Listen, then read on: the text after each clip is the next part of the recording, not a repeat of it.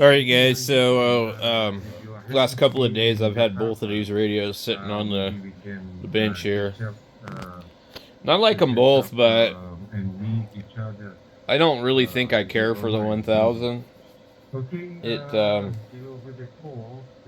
If you're transmitting and you're rag chew, the 3000 is probably a better radio. Also, the width control on this radio doesn't act like the width control on that radio. It doesn't actually go wider. This one here, you adjust the width, it literally narrows itself up. This one really acts more like a shift.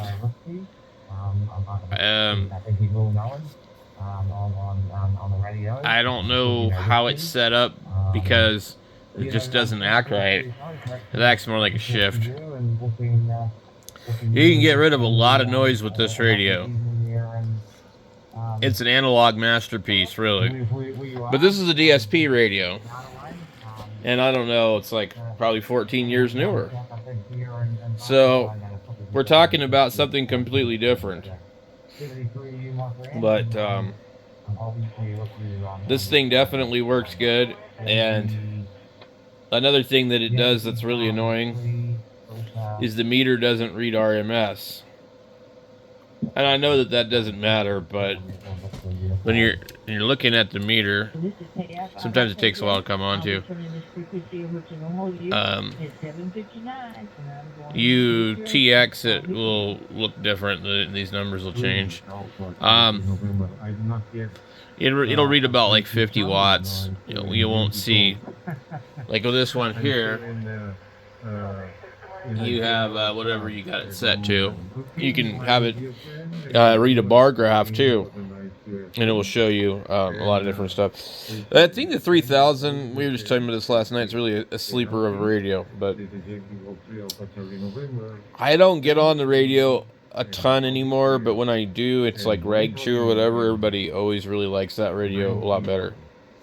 Granted, I do have that radio set TTB or TTFB or whatever the hell. So it's about 4 kilohertz wide, and you can go in and turn that off when you reset it.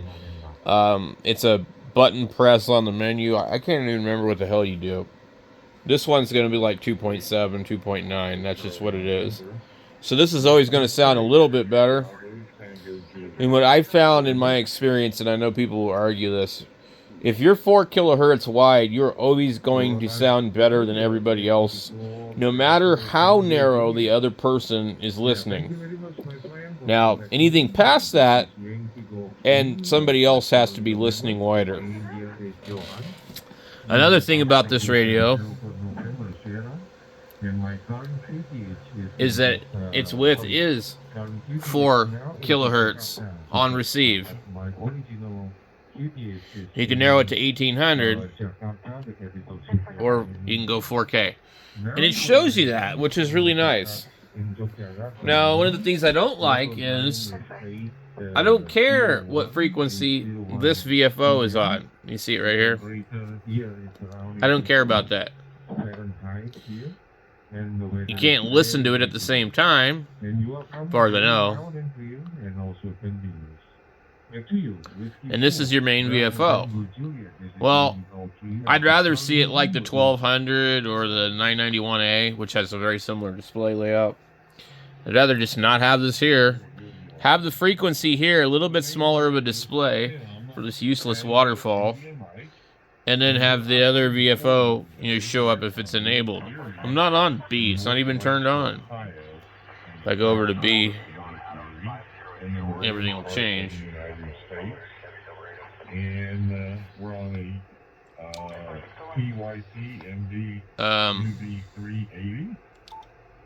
Actually, I guess it doesn't change at all on that. Back to you. If you change both of them to B, Alpha Charlie November, A doesn't change.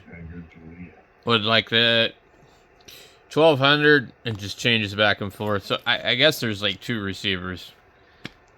I don't really understand how they're doing it. I know there's another receiver just for the waterfall, so I think that's what they're actually doing with the second receiver. But you can't listen to them both at the same time like diversity.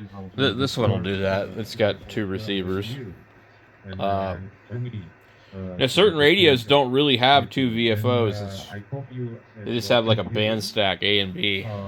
And they're not capable of doing like split. But that's like earlier radios.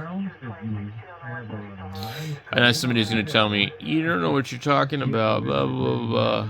And so, because there's always these crazy people that always do that, I'm like a little bit more held back on really talking about my experience with radios, because you always get some dickhead that wants to come in here and just like try and discredit everything that you're saying just because it makes them feel good. And it's really kind of sad.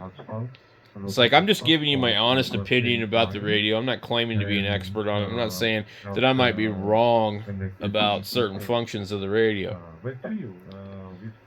You know, but you know, you always got some smart ass that's gotta, you know, tell everybody everything. Well, it's like, hey, then start your own YouTube channel and let everybody know. You know, I mean, you can sit here and get 10,000 subscribers and talk about your radios. It's just sad. So anyway, it's an interesting radio. I just don't like the VFO A being above there, the main operating VFO.